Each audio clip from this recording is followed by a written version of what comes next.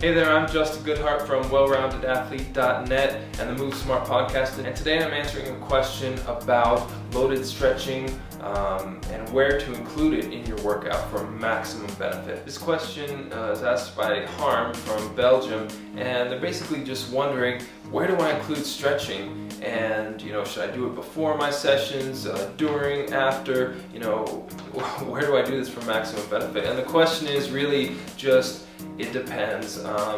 For example, in my hand balancing, I will do loaded stretching mobility work on my thoracic spine and shoulders before I ever go into my hand balancing session for that day, because I want to access those new ranges and have them available for that hand balancing session.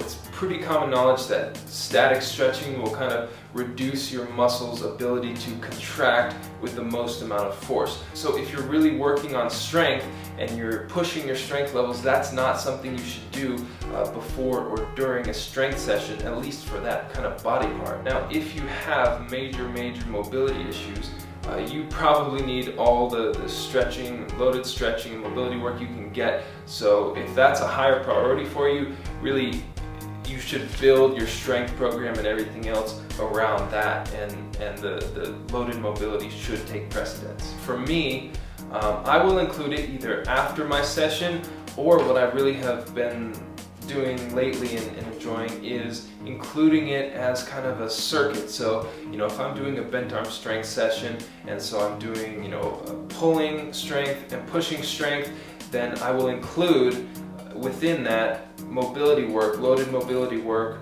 loaded stretching for the lower body. So I might do like a weighted chin up, and then a front splits, and then an overhead press or handstand push up, and then a middle splits, and just go through that 4 or 5 sets. And then if I was doing lower body strength work, I might do upper body mobility work. So that's how I like to do it for time efficiency, because then my rest periods are basically mobility work, and they're not really taxing like the strength work would be on the central nervous system. And again, the exception is if you're maybe doing hand balancing, or you're really immobile and it's high up on the priority list for you. So it's kind of an individual thing, some good principles to apply here. Hope that answered your question.